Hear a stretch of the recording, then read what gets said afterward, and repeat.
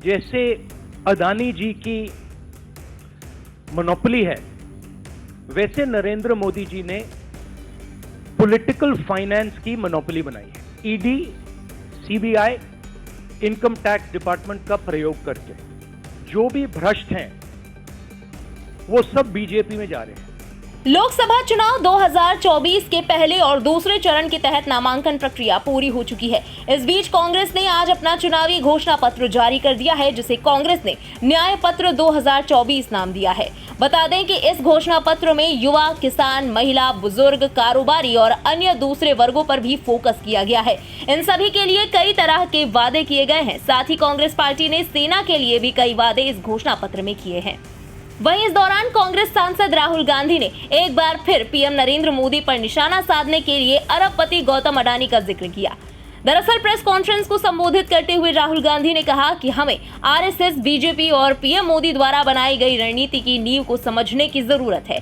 जिस तरह से अडानी का बंदरगाहों, बुनियादी ढांचे और रक्षा में एकाधिकार है, उसी तरह से पीएम मोदी ने ईडी, सीबीआई और आयकर का उपयोग करके राजनीतिक वित्त में एकाधिकार बना लिया है। आरएसएस ने और बीजेपी ने और खासतौर से नरेंद्र मोदी जी ने जो स्ट्रैटेजी बनाई है, उसका फाउंडेशन क्या है, उसकी नींव क्या है, सबसे पहले यह समझना है। नरेंद्र मोदी जी ने जैसे अदानी जी की मोनोपोली है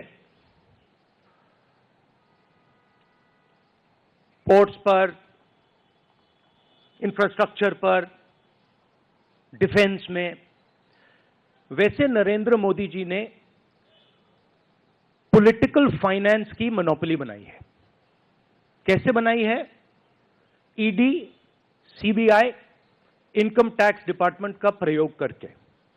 अगर आप बॉन्ड स्कीम्स को देखें तो उसमें साफ दिख जाता है कि नरेंद्र मोदी जी ने, बीजेपी ने एक प्रकार से पॉलिटिकल फंडिंग एक्सटॉर्शन से, धमकी से, प्रेशर से बनाई है। खड़गे जी ने कहा जो भी भ्रष्ट हैं वो सब बीजेपी में जा रहे हैं। उसका कारण है क्योंकि नरेंद्र मोदी जी चाहते हैं कि पॉलिटिकल फाइनेंस की मोनोपोली उनके हाथों में हो। अब हमारे बैंक अकाउंट बंद कर दिए, हमारे पास ओरिजिनल रास्ता जो था वही हमारा रास्ता है। हम जनता के साथ जाकर, मिलकर उनके लिए लड़ते हैं। ये जो मैनिफेस्टो बना है, ये मैनिफेस्टो कांग्रेस पार्टी ने नहीं बनाया है। ये मैनिफेस्टो हिंदुस्तान की जनता ने बनाया है। हमने सिर्फ इसको लिखा है, ठीक है? और हमने सिर्फ इसको लिखा है। जो किसानों ने हमें बताया, खड़गे जी को बताया, मुझे बताया, बाकी नेताओं को बताया, वो हमने लिखा है। चाहे वो रोजगार की बात हो, चाहे वो कॉन्ट्रैक्ट लेबर की बात हो, हजारों लोगों से बात करके हमने ये हिंदुस्तान की आवाज है, ये लिखी है। मगर जो राजनीति में आज हो रहा है वो क्लियर है कि सब पार्टीज को नरेंद्र मोदी, ईडी, सीबीआई, इन इंस्टीट्यूशंस को कैप्चर करके फाइनेंशियली मोनोपोली बना रहे हैं अपनी।